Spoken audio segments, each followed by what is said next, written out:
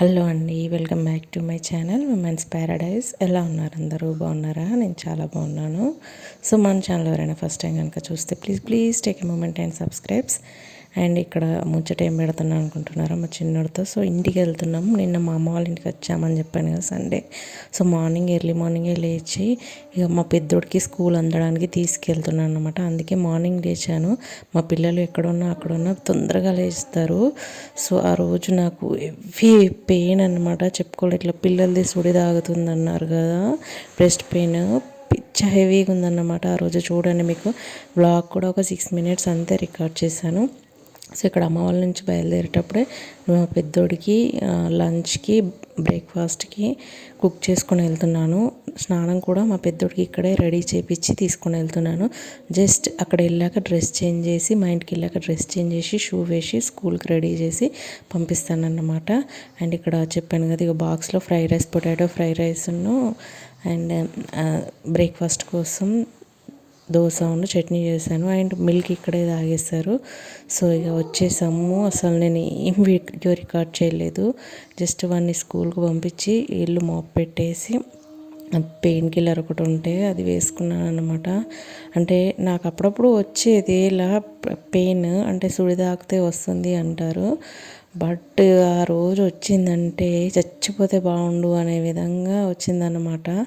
So full headache, దీంట్లోనే body pains అన్నీ అయ్యాయి. ఫుల్ ఫీవరిష్గా ఉండే నిన్న. సో మండే రోజే బ్లాగ్ ఇది. సో మండే రోజు స్కూల్ కానీ పంపించేసి ఇక నేను రైస్ కుక్ చేసుకోవడానికి పెట్టేసుకున్నాను. హెవీ హెడేక్ ఉంది, హెవీ బ్రెస్ట్ పెయిన్ ఉంది. కొంచెం స్నానం చేసి ట్యాబ్లెట్ వేసుకున్నాక, అవన్నీ వేసుకున్నాక కొంచెం బ్రెస్ట్ పెయిన్ తగ్గింది. కానీ హెడేక్ ఉండే, అంటే తగ్గడం అంటే ఒక 20% అట్లా నార్మల్ అయింది. ఇక మళ్ళీ ఇంకోటి ఏంటంటే, పొద్దున్నుంచి పవర్ కట్ అన్నమాట. పవర్ కట్ వల్ల ఫ్రిడ్జ్ నుంచి మొత్తం ఐస్ కరిగిపోయి వాటర్ మొత్తం లీక్ అయిపోయాయి. మళ్ళీ దానికి మాప్ పెట్టాల్సి వచ్చింది. సో అదంతా మాప్ పెట్టిన తర్వాత ఇక్కడ కాఫీ కోసం ఇట్లా ప్రిపేర్ చేసుకున్నాను. నాకు కాఫీ అంటే ఇట్లా తాగితేనే మంచిగా అనిపిస్తుంది. మామూలుగా అందులో కలుపుకోసుకుని అయితే తాగలేను. అండ్ ఇక్కడ రైస్ కుక్ చేశాను. రైస్ కుక్ చేసుకుంటూనే సైమల్టేనియస్గా పాలు మరగబెట్టుకున్నాను.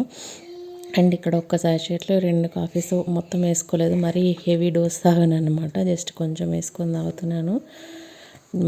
అండ్ ఇక్కడ రైస్ ఒకటే కుక్ చేశాను, కర్రీ మొత్తం ఇచ్చింది. అండ్ ఈవినింగ్ కర్రీ కుక్ చేశాను, టమాటో మెంతం కూర. అండ్ ఇక్కడ నాకు తెలిసి ఇది ఇష్యూ చెప్తున్నాను, అంటే సుడి తగులుదడం మీన్స్ ఏంటంటే, పిల్లల హెడ్ మనకి ఫీడింగ్ ఇచ్చేప్పుడు కానీ మామూలు టైంలో కానీ మన బ్రెస్ట్కి తగిలితే అది ఏమవుతుందో సుడి అంటారంట.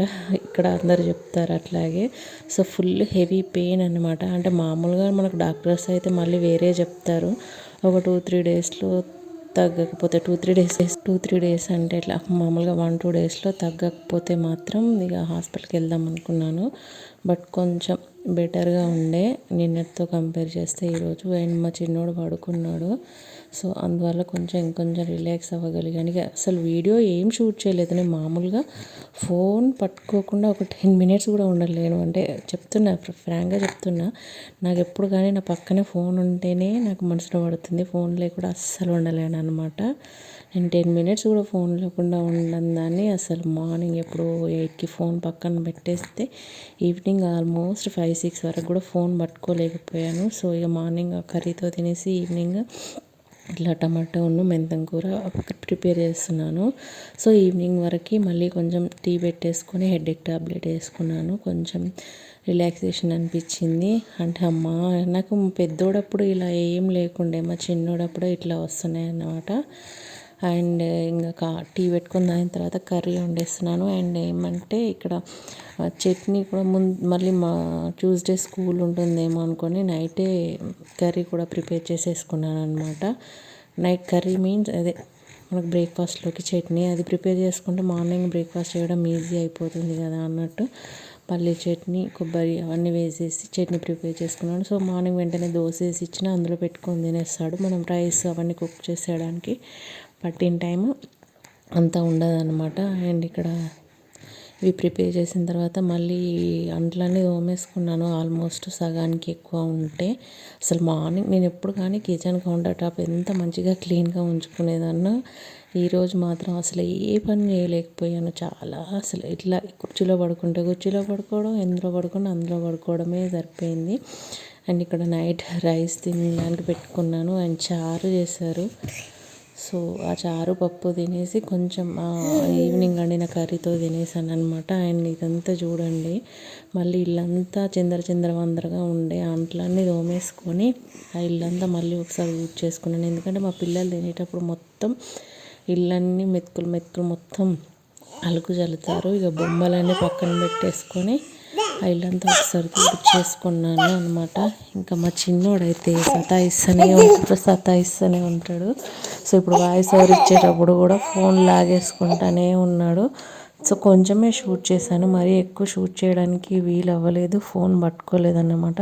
మీకు కనుక ఈ వీడియో నచ్చితే ప్లీజ్ సబ్స్క్రైబ్ చేయండి, లైక్ చేయడం, షేర్ చేయడం మర్చిపోకండి. సో ఇందులో ఏం కంటెంట్ లేదు, మామూలుగా నా ఎక్స్పీరియన్స్ అయితే చెప్పాను. అంటే మనకి ఉప్పుతో కానీ హాట్ వాటర్తో ఐస్ వాటర్తో కొంచెం మాపింగ్ లాగా చేసేసుకుంటే, మసాజ్ లాగా చేసుకుంటే మాత్రం కొంచెం తగ్గుతుంది. ఎవరికైనా ఉంటే యూజ్ అవుతుందని చెప్తున్నాను. Thank you so much.